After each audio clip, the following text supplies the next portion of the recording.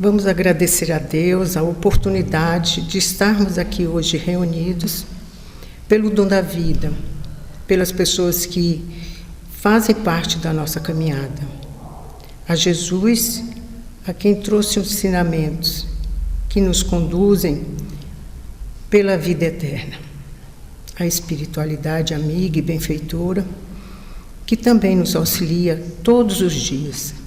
Aos mentores dessa casa, que possam estar nos intuindo, nos inspirando para a atividade de hoje, para inspirar a irmã que vai nos trazer a palavra, que possamos também estar com o coração aberto para compreender e fazer a diferença na nossa vida, na nossa caminhada.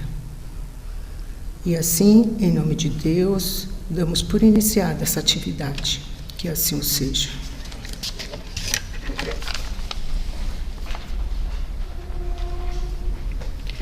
Boa noite. Sejam todos muito bem-vindos. Tem alguém vindo à nossa casa pela primeira vez? Então, vamos ao estudo da noite de hoje. Vocês estão me ouvindo bem? Está me ouvindo bem aí atrás? Beleza. Então, nós vamos fazer o estudo do capítulo 17 do livro Evangelho segundo o Espiritismo e nós vamos refletir um pouco sobre o tema Os Bons Espíritos. Primeiro, nós vamos identificar, compreender a proposta de Kardec. Kardec, lá no livro dos Médiuns, no item 5, ele vai nos dizer que a doutrina espírita ela é uma ciência filosófica de consequências morais.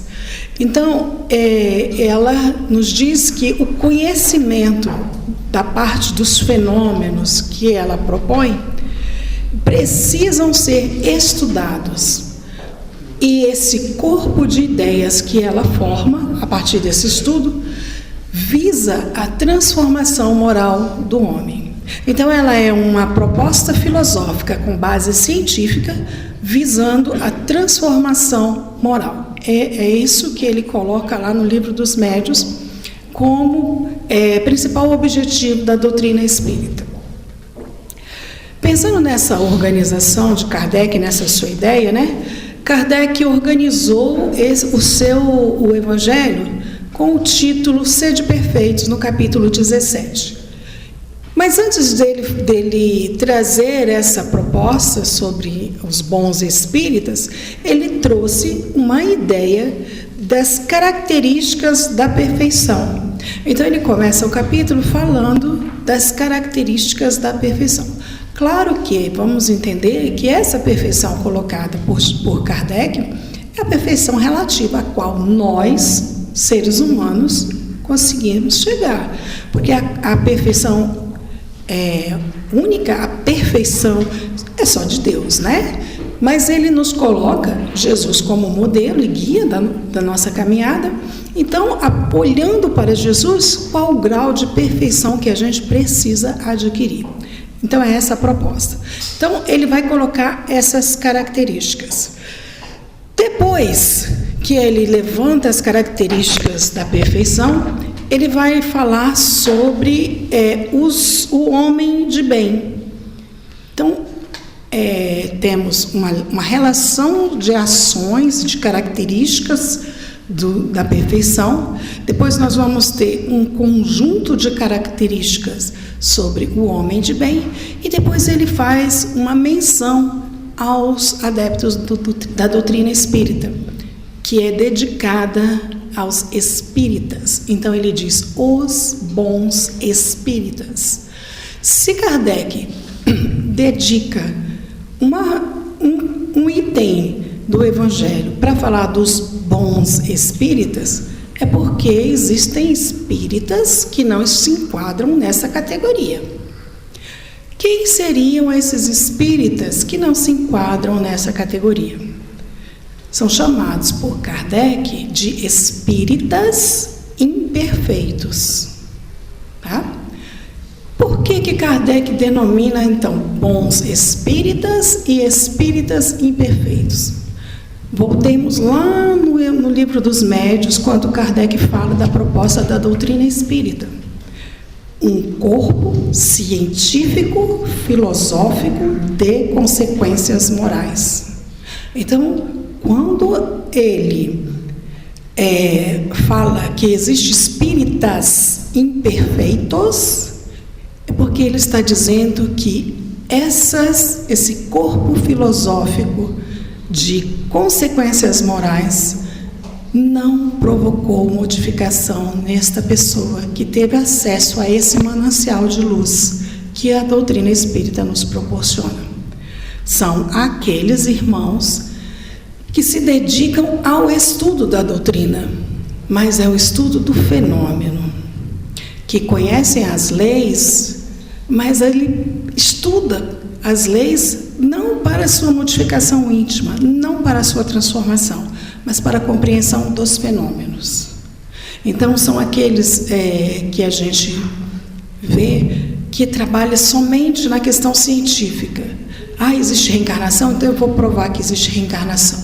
Então, faz uma regressão, a pessoa fala o nome, aí ele vai nos mananciais históricos, nos registros históricos, nos cartórios, aí descobre que aquilo é verdade. Ou experiências de quase morte, onde ele pesquisa e descobre a verdade. Então, ele usa todo o conjunto de leis, de organizações científicas, que deveriam trazer uma transformação moral apenas como um cunho religioso, não observando que essas instruções têm um propósito maior. Esse corpo de ideias tem um propósito maior. Então, esses são os espíritas imperfeitos. Eles não aplicam os ensinamentos morais desse corpo filosófico na sua prática diária. E os bons espíritas? Quem são os bons espíritas? Kardec começa o capítulo com a seguinte frase, que a gente precisa ser perfeito e colocar em prática essa perfeição, né? Falando desse compromisso.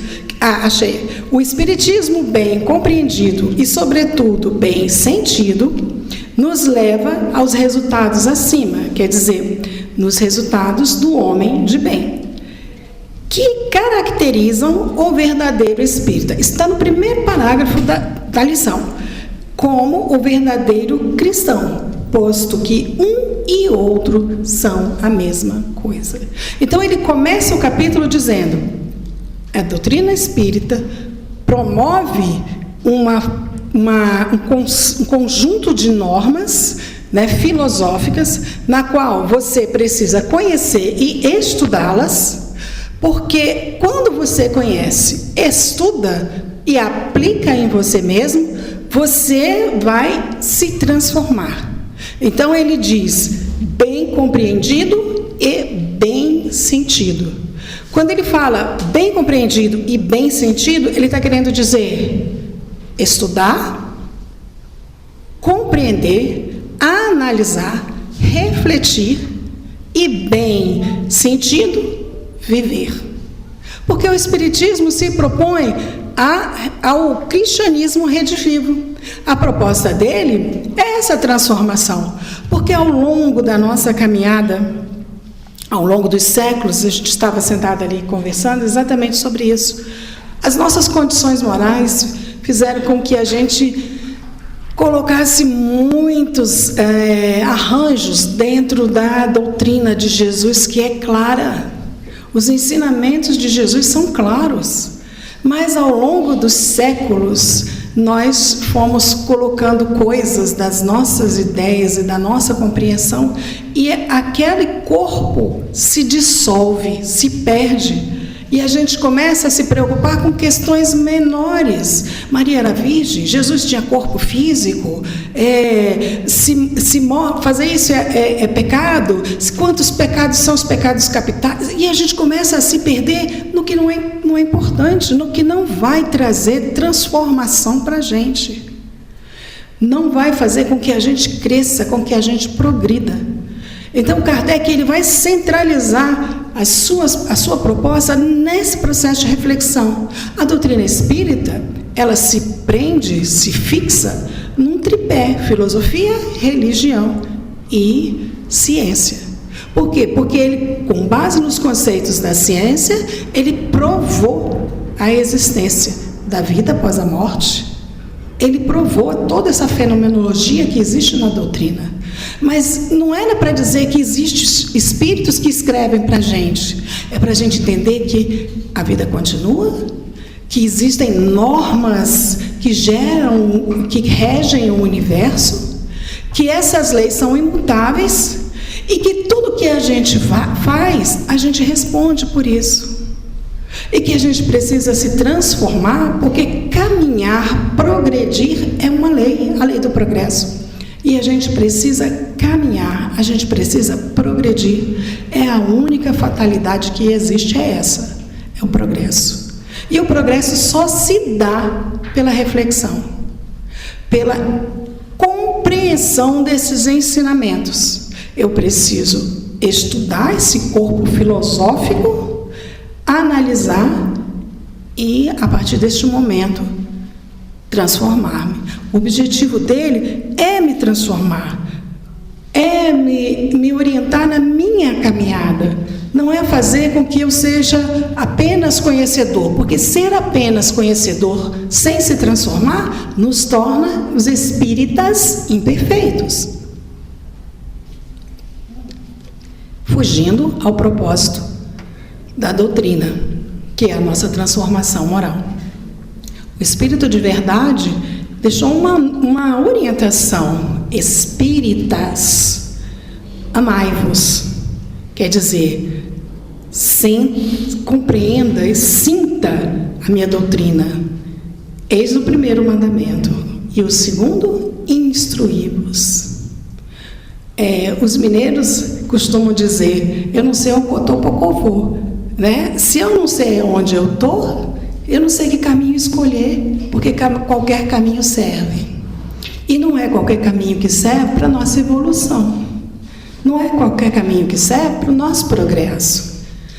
Está na hora da gente despertar para o nosso progresso. Está na hora da gente abrir os olhos conscientemente. Por isso, a doutrina espírita é a doutrina da razão, para nos levar a refletir em cima desse corpo filosófico, para nos levar a refletir em cima das nossas ações, para nos levar a refletir em cima das nossas propostas, porque o objetivo final é nos transformar em homens de bem. Mas eu preciso saber onde eu estou nessa estrada. Então é um momento onde eu vou parar, me debruço sobre os estudos, conheço a proposta, conheço esse corpo doutrinário e começo a olhar para mim. Não é isso que está lá no livro dos Espíritos? Que nós precisamos, para evoluir, nos conhecer a nós mesmos? Que isso é um processo simples? Quando a gente estuda o livro dos Espíritos, a gente fica até pensando, não é simples. Mas ele diz que o processo de evolução é simples, é só olhar para você mesmo. O problema é esse, é que a gente olha para tudo ao nosso lado, mas não olha para a gente mesmo. A gente não se torna capaz de parar e refletir sobre as nossas ações, como propõe o homem de bem.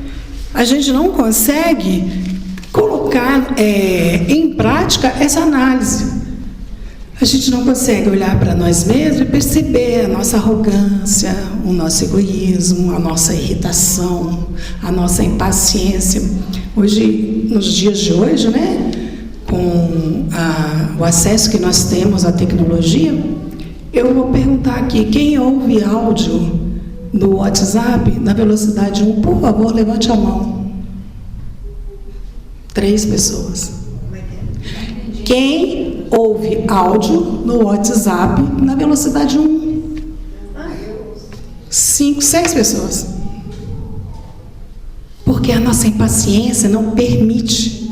A gente acelera até o ponto da nossa mente ficar acostumada a só ouvir áudio na velocidade 2, que é a mais rápida. para andar depressa. Mas a gente não tem essa pressa para olhar para dentro da gente, para se corrigir, porque o tempo hoje e a hora é essa. Estamos nos finais da nossa caminhada.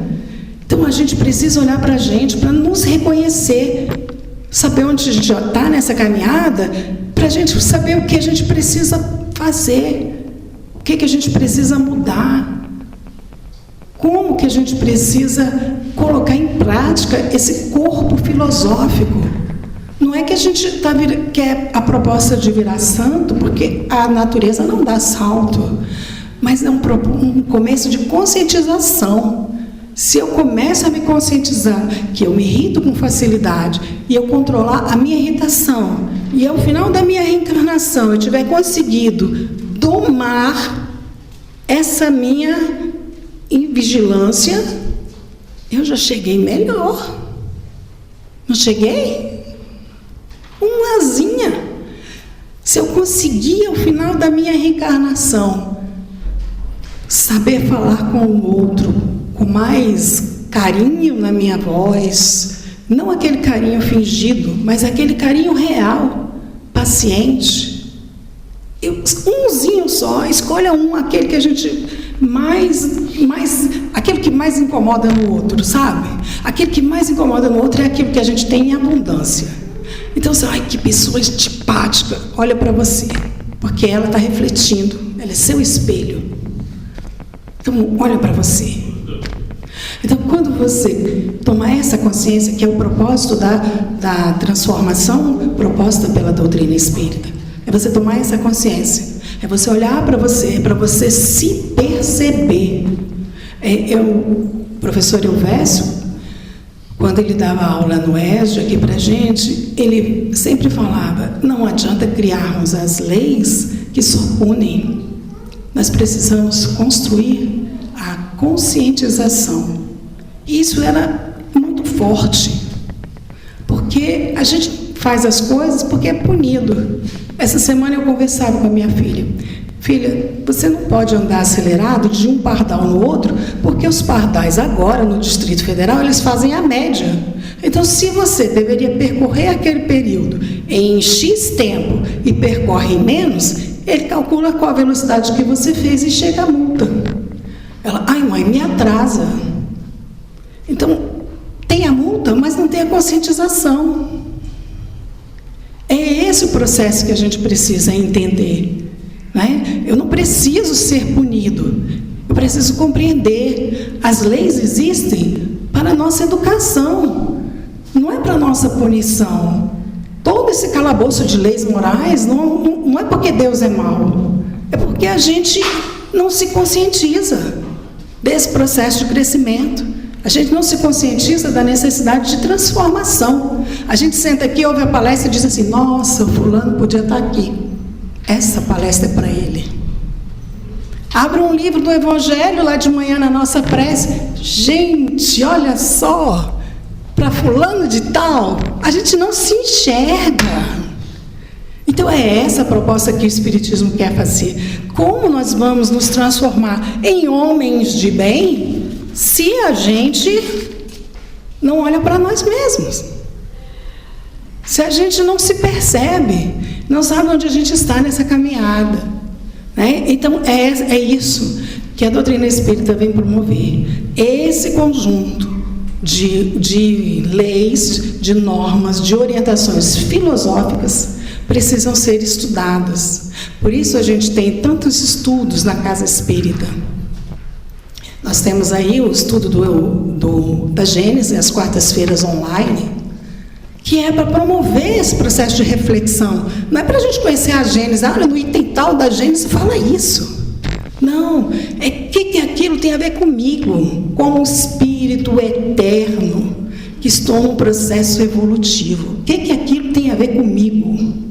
É para isso que eu estudo.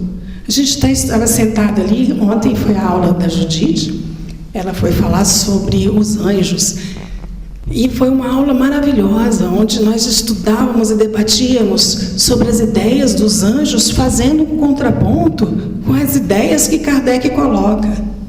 Então, preciso entender isso para saber o que isso tem a ver comigo enquanto pessoa. Porque a partir do momento que eu não entendo que tudo que eu faço gera uma reação, eu não preciso mudar. Para que eu vou mudar se eu não compreendo? Ou se eu acho que as coisas que acontecem em função da vontade de Deus. Como assim? Então Deus fez ele paralítico e me fez andando com as duas pernas normal? Deus fez ele abandonado pelos pais e me deu uma família? Que Deus é esse? Que parâmetro que Deus usa para fazer isso? Então não vale a pena realmente ser bom, não vale a pena realmente fazer o bem. Mas a partir do momento que eu compreendo que isso está sujeito a leis que regem o universo, a partir do momento que eu compreendo que isso é a bondade de Deus, que Deus se expressa para nós o seu amor com foco em cima das tuas leis, que isso não é punição, mas isso é um processo de conscientização. Jesus não falou: reconcilia-te com teu irmão enquanto estás no caminho, para que não sejas entregue ao juiz? É essa a proposta. Olha, dá um passinho para trás, recomeça, retoma, busque ser mais carinhoso no seu lar, busque ter uma fala mais amiga, mais compreensiva. Isso não é ser pacífico e aceitar tudo, porque Jesus não aceitava tudo. E ele disse: seja o seu dizer sim, sim, não, não. Ele não disse que é para a gente abaixar a cabeça. Ele disse que é para a gente desarmar. Nosso irmão Rossandro, ele tem uma palestra onde ele conta uma situação da experiência dele na faculdade, que ele disse que tinha uma professora muito rigorosa. Chegava a ser desumana com relação ao tratamento, que tinha aluno que tinha que tomar calmante para conversar com ela. Tanto que a pessoa era de difícil tratamento. E ela se orgulhava de ser essa pessoa que causava esse medo nos seus alunos. Então, um dia, o Rossandro teve que sentar com ela e ela falou para ele, tanto que ela se sentia bem, né? Aí ele ouviu e falou para ela assim: fulana, você foi a primeira pessoa a publicar um livro sobre esse assunto. Você tem reconhecimento internacional. As suas pesquisas são reconhecidas. O que você fala é norma, porque você tem um conhecimento muito vasto. Você abriu caminhos. Eu fico imaginando uma mulher que hoje já é uma senhora, no começo da sua carreira, que teve que enfrentar um mundo acadêmico masculino para vencer e provar as suas teses e chegar onde você chegou. Realmente você precisou lutar, mas está na hora de você tirar o escafandro. Escafandro é aquela roupa que os mergulhadores, os primeiros, usavam de ferro, né? Que é uma coisa redonda assim. Nos livros do Júlio Verne aparece muito, né? Está na hora de você tirar o escafandro e começar a olhar para a vida com mais amorosidade, porque o seu espaço você já conquistou. Aí ela começa a chorar e diz que nunca tinha pensado sobre isso. Então, é o momento do encontro dela na porta de Damasco. É o momento que ela conscientiza-se que ela precisa mudar. É o encontro dela. Porque o nosso encontro não vai ser só com Jesus. O nosso encontro vai ser com qualquer situação que nos traga para dentro de nós e nos faça movimentar as nossas estruturas e nos transformar. Então, esse foi o momento dela. E o nosso? Quantos momentos a gente já passou por essa transformação, a necessidade dessa transformação? Então, antes da gente encerrar a nossa fala, eu quero trazer aqui uma palavra do livro Palavras de Emmanuel, uma mensagem psicografada, que ele dedica aos espíritas, que reforça aquilo que o Evangelho nos traz. Chama Palavras aos Espíritas. Espíritas, somos chamados à tarefa da restauração da paz. Não vos afastei do Cristo de Deus, sob pena de convertermos o fenômeno em fator de servidão às cidades das sombras. Aprendamos do Cristo a mansidão vigilante. Herdemos do Cristo a esperança operosa. Imitemos do Cristo a caridade pura. Tenhamos do Cristo o exemplo resoluto. Não basta fé para vencer, é preciso fidelidade aos compromissos. Nem conflitos, nem fanatismo, nem tronos de ouro, nem fantasias, nem bajulações, nem mensagens de terror. Acima de tudo, cultivemos as bases codificadas por Kardec sob a chancela do Senhor. Sigamos, pois, à frente, destemerosos e otimistas, seguros no dever e leais às leis e à nossa consciência, porque nosso Senhor Jesus Cristo está empenhando em nossas mãos.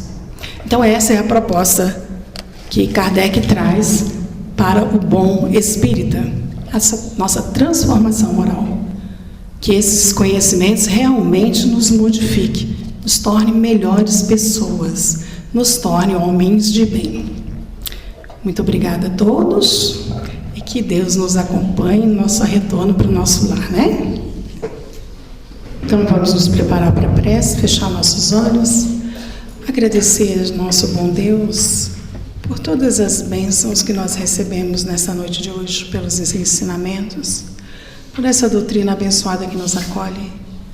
Vamos agradecer aos mentores espirituais desta casa que contam conosco, que nos conduzem aqui, que cuidam da nossa casa, do nosso lar, do nosso corpo, que alimentam o nosso espírito. Vamos pedir ao Pai amado que a sua misericórdia se estenda sobre todos os lares aqui representados, que cada irmão que aqui vier, Senhor, possa sair daqui melhor do que chegou, que aqui encontre o equilíbrio, encontre a força, encontre as respostas, Senhor, para as suas dores, para as suas dúvidas. Lembramos também, Senhor, dos nossos irmãos necessitados em todos os lugares do planeta, os nossos irmãos que estão na mesma dificuldade que nós, os nossos irmãos que estão nos hospitais, nas creches, que estão pelas ruas perambulando, que se dedicaram ao caminho do crime, dos vícios, e também aos nossos irmãos, Senhor, que trabalham e operam para que sua paz, a sua harmonia cheguem a todos. Que não falte, Senhor Jesus, a nenhum coração essas energias benfazejas. Que não falte, Senhor Jesus, em nenhum lar as tuas bênçãos, o teu amparo e a tua proteção. E assim, Senhor, agradecidos por essas bênçãos, por essa noite maravilhosa, rogamos até vós a oração que Jesus nos ensinou. Pai nosso que estais nos céus, santificado seja o vosso nome. Venha a nós o vosso reino, seja feita a tua vontade, assim na terra como nos céus. O pão nosso de cada dia dai-nos hoje. Perdoa as nossas ofensas, Senhor, assim como nós perdoamos aqueles que nos têm ofendido. E não nos deixeis cair em tentação. Livra-nos, Senhor, de todos os males, porque este é o teu reino, o teu poder e tua glória para sempre. Que assim seja, graças a Deus.